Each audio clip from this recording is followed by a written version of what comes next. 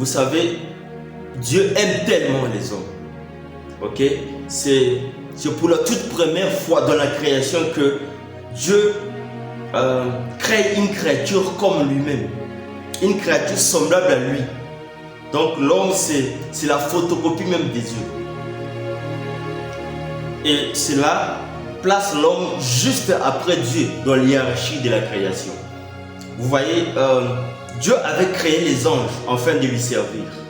Mais lorsque Dieu a créé les hommes, il a conféré une autre tâche aux anges afin qu'ils puissent servir ces hommes-là. C'est tellement merveilleux. Dieu a un amour inconditionnel envers les hommes. Dieu nous aime à tel point qu'il a donné sa vie pour nous. Est-ce que vous pouvez imaginer ça? Imaginez quelqu'un qui a fait du mal et il est condamné à la mort. Mais quelqu'un d'autre, par amour, à cause de l'amour qu'il a pour cette personne-là, il décide de mourir à sa place, afin que celle-ci puisse conserver la vie. Pour moi, il n'y a pas plus grand amour que ça. Il n'y en a pas. Voilà pourquoi Jésus lui-même il dit, dans Jean 15, le verset 13, il dit que il n'y a pas plus grand amour. Il n'y a pas plus grand amour que de donner sa vie pour les autres. Il n'y en a pas. Il n'y en a pas. Mais Jésus l'a fait il y a plus de 2000 ans.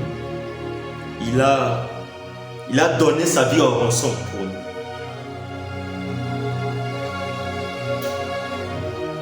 Les anges ont péché et ils ont été immédiatement bannis du ciel. Ils ont été immédiatement chassés, exclus du ciel par le Créateur lui-même. Mais ce qui est bizarre, c'est lorsque l'homme a péché, Dieu, par cet amour-là, il a accepté de mourir à la place de l'homme, afin que l'homme puisse vivre. Lorsqu'on est venu annoncer la mort de Lazare à Jésus, immédiatement, Jésus a commencé à pleurer. Certaines versions disent qu'il s'est fondu en larmes. En fait, il a un amour terrible envers les hommes. Il a immédiatement commencé à pleurer. Un Dieu qui a une telle compassion pour ses créatures, c'est inimaginable. Et sachez que Jean 3,16, c'est même le résumé de la Bible.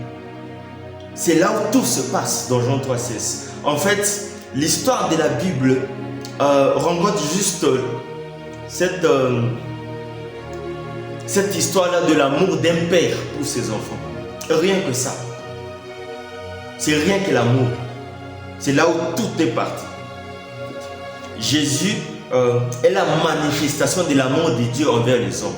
Jésus est la manifestation d'une preuve d'amour de Dieu pour l'humanité.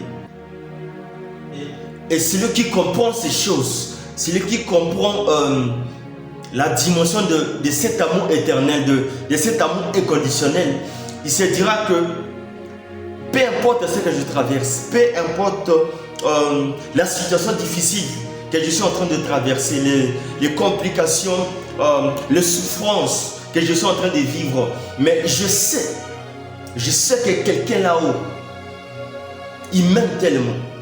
Et lorsqu'on a conscience de ces choses, bien aimé, on se dira que peu importe ce qui arrive, peu importe ce qui se passe dans ma vie, je sais que cette personne-là là-haut qui m'aime, il s'élèvera pour moi. Il s'élèvera pour moi. Parce que je ne crois pas que quelqu'un qui t'aime peut te vouloir du mal. Je ne crois pas.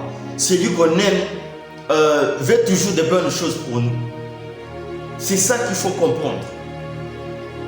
Et nous devons avoir conscience de cet amour-là puissant sur nous. C'est ce qui est essentiel. Lorsque quelqu'un comprend la grandeur, l'immense de cet amour-là, il se dira que peu importe la haine de mes ennemis, mais je sais que son amour est plus grand que la haine de mes ennemis. Et rien que son amour nous suffit. C'est tout ce que nous avons. C'est tout ce que nous avons. Et c'est la meilleure chose qu'on a. C'est la meilleure chose qu'on peut rêver d'avoir dans la vie. L'amour de Dieu sur nous.